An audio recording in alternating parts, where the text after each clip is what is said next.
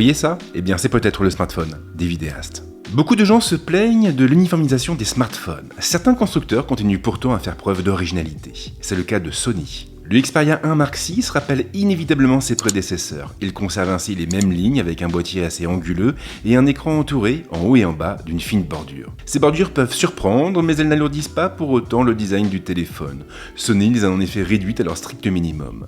Il y a mieux encore, la caméra frontale n'est pas percée dans la dalle ou même placée derrière cette dernière. Sony l'a positionnée au-dessus. Par effet de bord, cela veut également dire que rien ne viendra perturber l'affichage. Le module photo est toujours placé au même endroit sur un axe vertical. Pas de changement ici donc. La plaque change en revanche. Elle est faite de plastique avec un effet de texture très agréable au toucher. Plusieurs coloris sont disponibles, noir, blanc et vert militaire. C'est cette version qui m'a été prêtée par la marque. La certification IP67 répond toujours présente. Autre précision qui a son importance, seul l'avant du téléphone est traité au Gorilla Glass Victus 2. Le dos de l'appareil se contente pour sa part du Gorilla Glass Victus tout court. Et attention car il est très sensible aux rayures. Preuve en est, j'en ai déjà une belle alors que je fais très attention au matériel qu'on me prête. Mais l'ergonomie est toujours la même. Tous les boutons sont donc regroupés sur la tranche droite avec de haut en bas les deux touches de volume, le lecteur d'empreintes et le déclencheur physique. Un déclencheur sur lequel Sony mise depuis plusieurs générations déjà et qui facilite grandement la vie lorsqu'on doit shooter avec le téléphone et qu'on n'a pas forcément l'écran en face des yeux. Le lecteur d'empreintes fonctionne bien mais il nécessite un temps d'adaptation. Il faudra en effet s'assurer de placer son index ou son pouce au bon endroit sous peine de se voir refuser l'accès au téléphone. Ce qui est un petit peu agaçant.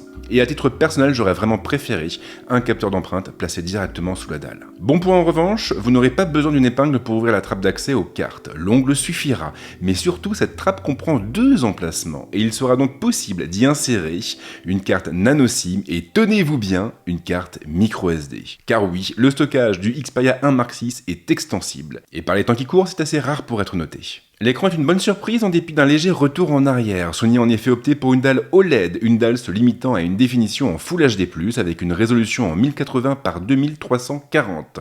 Fini la 4K donc. Le format change aussi pour passer sur du 19,5 neuvième en lieu et place du 21 neuvième. Une décision qui a surpris beaucoup de monde lorsque le téléphone a été annoncé, mais qui s'explique principalement par le manque de contenu en 4K et en 21 neuvième sur les smartphones, et aussi par l'envie de proposer une meilleure autonomie. En tout cas, c'est cette explication qui a été donnée aux créateurs et à la presse par le chef produit de la marque. Bonne nouvelle en revanche, Sony a opté pour une dalle LTPO. Le Xperia 1 Mark VI est donc doté d'un taux de rafraîchissement variable, compris entre 1 et 120 Hz, ce qui aura bien entendu un impact positif sur l'autonomie du téléphone, comme nous le verrons un peu plus tard. L'écran couvre bien 100% du DCI-P3 et on s'en prend donc plein les yeux, que ce soit devant un film ou même en retouchant ses photos.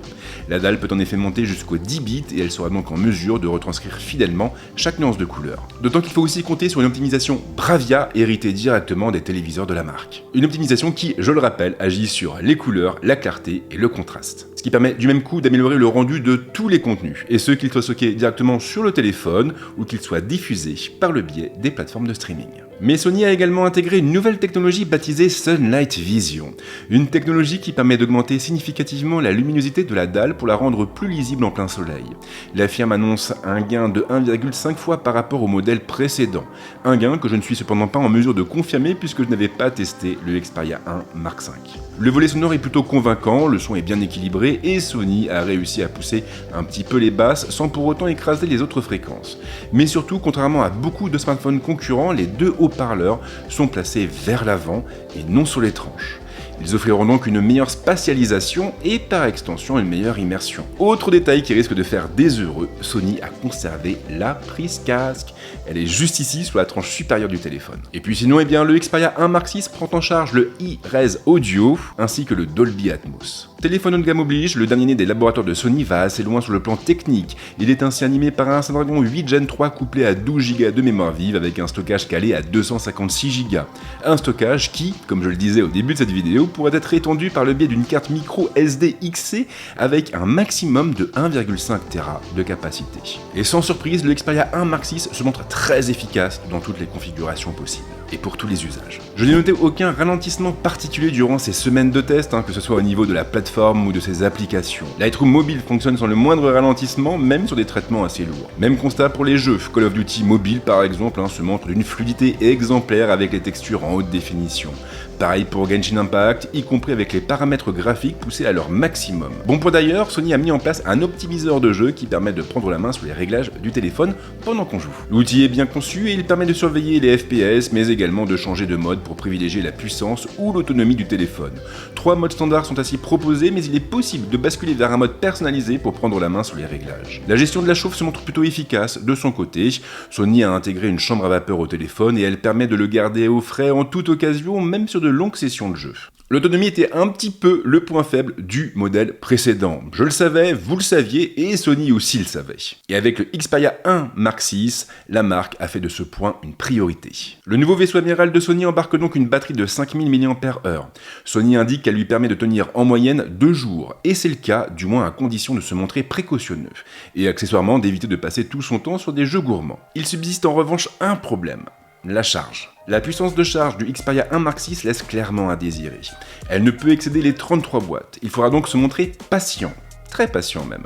Comptez près de 2 heures pour une charge complète. Et attention car les 10 derniers pourcents seront les plus longs. La puissance sera effectivement diminuée afin de préserver l'intégrité de la batterie. La charge sans fil répond également à l'appel, de même pour le partage de batterie. Sony, vous le savez, a une certaine expertise en matière de photos et de vidéos. Elle peut compter sur les alphas, c'est vrai, mais pas seulement. On a aussi toute la gamme FX et toutes les autres caméras professionnelles. Et ce savoir-faire, justement, la firme l'a toujours mis au service des Xperia. Le Xperia 1 Mark VI a donc de solides arguments pour séduire les photographes et les vidéastes. Il est ainsi équipé d'une configuration à 3 capteurs.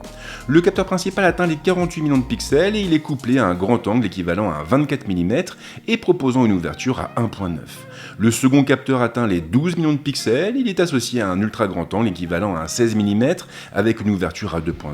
Le troisième capteur propose la même définition, mais il est accompagné d'un téléobjectif un peu particulier. Ce dernier propose en effet 2 plages focales, un 85 mm et un 170 mm. Plus intéressant encore, Sony a également pourvu cette focale d'un mode macro proprement prodigieux. Et en pratique, ça donne quoi? Le Xperia 1 Mark VI est très à l'aise en photo. Il arrive à produire des images très précises avec une belle dynamique dans les ombres et les hautes lumières. Les couleurs sont naturelles, de même pour la gestion des bokeh. Il sera ainsi possible d'en ajouter dans le fond, bien sûr, mais également au premier plan. L'autofocus se montre proprement prodigieux. Il est rapide et précis. Le Xperia 1 Mark VI détecte automatiquement les visages et les animaux avec un suivi en temps réel. Le déclencheur par contre se montre un petit peu mou. Il s'écoule effectivement 1 seconde entre le moment où vous appuyez sur le bouton et le moment où la photo est enregistrée. Et bien sûr, si vous bougez durant ce laps de temps, vous risquez de vous retrouver avec des flous de bouger. Tous les modes habituels répondent présents, le mode bokeh, le mode lent, le mode 48 millions de pixels ou encore le mode pro. Un mode pro bien construit et qui rappelle inévitablement ce que proposent les boîtiers alpha. Il affichera en effet de nombreux réglages différents, comme les modes, la vitesse, la sensibilité ou encore la compensation de l'exposition. En allant dans le menu, on pourra aussi accéder à des options supplémentaires comme le RAW ou encore la cadence de prise de vue. Car oui, sur le Xperia 1 Mark VI, il sera bien possible de shooter en rafale. Il faudra en revanche tourner le dos au RAW et s'en tenir au JPEG. Mais le mode qui m'a le plus impressionné finalement, c'est le mode macro. Je l'ai dit tout à l'heure, mais ce mode n'est pas associé à l'ultra grand angle. Et non, Sony l'a en effet intégré au téléobjectif. Et ça change absolument tout. Ça change tout parce qu'il ne sera pas nécessaire de coller le téléphone au sujet pour en capturer les détails. Et des détails, nous en aurons, que ce soit en pleine journée ou même à la nuit tombée. Du moins à condition de viser juste. Fort heureusement, Sony a anticipé le problème et la marque a ainsi intégré une fonction de focus picking afin de nous aider à faire la mise au point. Tout ce qui est valable pour la photo l'est aussi pour la vidéo. Le Xperia 1 Mark VI se montre très efficace dans cet exercice. Et il obtiendra des images piquées avec une belle dynamique et des couleurs naturelles. La mise au point est rapide et l'autofocus sera parfaitement capable de suivre des sujets en déplacement sans perdre le point. Sony nous permettra d'ailleurs de définir la zone de mise au point et de prioriser le visage dans sa globalité ou les yeux. Attention en revanche, car si vous réglez l'autofocus sur les yeux, sur le regard, alors le téléphone aura tendance à chauffer un peu plus. La stabilisation surprend aussi beaucoup. Sony propose plusieurs niveaux et le meilleur permet au Xperia 1 Mark VI de rivaliser sans problème avec un iPhone 15 Pro Max. En revanche, il y a un point qui déçoit, le S-Log n'est pas encore disponible. Avec le Xperia 1 Mark VI, Sony a effectivement choisi de simplifier son écosystème. Toutes les applications qui gravitaient autour de l'appareil photo vont donc disparaître et fusionner avec ce dernier. Et bien sûr, toutes les fonctions n'ont pas encore été intégrées à l'appareil photo. Pour le S-Log par exemple, Sony compte déployer la mise à jour à partir du mois de septembre. Mais en attendant, on aura quand même accès au mode S Cineton. Il y a en revanche une nouvelle application qui va beaucoup intéresser les possesseurs d'un boîtier alpha. Elle s'appelle Monitor Externe et elle va vous permettre de récupérer l'affichage de votre alpha sur le Xperia 1 Mark VI. Et vous pourrez donc piloter votre appareil photo à distance avec le téléphone. Alors je parle assez peu des microphones des smartphones en temps normal, mais je vais faire une exception ici. Je vais faire cette exception car le Sony Xperia 1 Mark VI est tout bonnement redoutable dans cet exercice.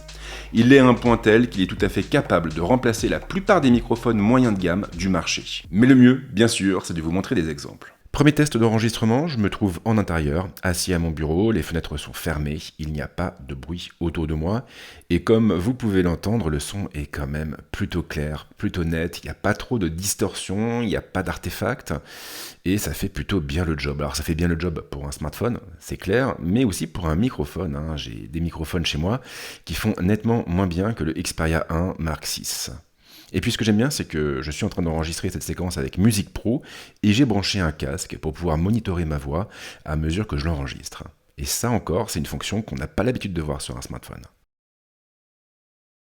Ok, on part sur un deuxième test d'enregistrement. Alors cette fois-ci, je suis à l'extérieur, dans mon jardin, et il y a pas mal de bruit autour. J'ai des travaux chez mes voisins, j'ai aussi des travaux chez moi, donc il y a de la perceuse, il y a du marteau, et on peut voir quand même que là encore, le Xperia 1 Mark VI s'en tire très très bien. On a vraiment une qualité d'enregistrement qui est hyper correcte, et je pense qu'on pourrait l'utiliser sans problème comme un microphone. Donc dites-moi ce que vous en pensez dans les commentaires, je serais très très curieux d'avoir votre avis. Alors c'est vrai, il manque un poil d'atténuation sur les sifflantes ou encore sur les occlusives, mais sincèrement le résultat n'est pas mauvais du tout. Le Xperia 1 Mark VI est clairement une bonne surprise, surtout quand on est vidéaste. Encore plus quand on a déjà une appétence pour les produits de la marque. L'offre est solide et on sent que Sony a tout mis en œuvre pour gommer les défauts des modèles précédents. Il y a en revanche une ombre au tableau, le prix. Le Xperia 1 Mark VI sera effectivement proposé à partir de 1 399 €.